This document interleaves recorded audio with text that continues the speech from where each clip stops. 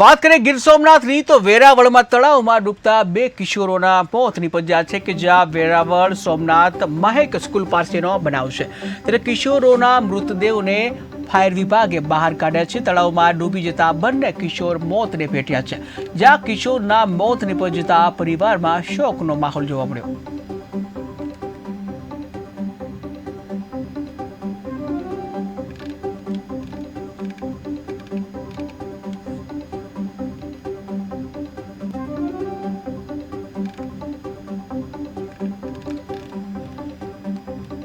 તો વધુ બે કિશોર ડૂબી જવાથી મોત નિપજવાની ઘટના બની છે કે જ્યાં આ ઘટના બની છે ગીર સોમનાથમાં બે કિશોર ડૂબી જવાથી મોતને ભેટ્યા છે, જ્યાં કિશોરના મોત થતા જે કહી શકાય પરિવારમાં જે શોકનો માહોલ જોવા મળ્યો છે।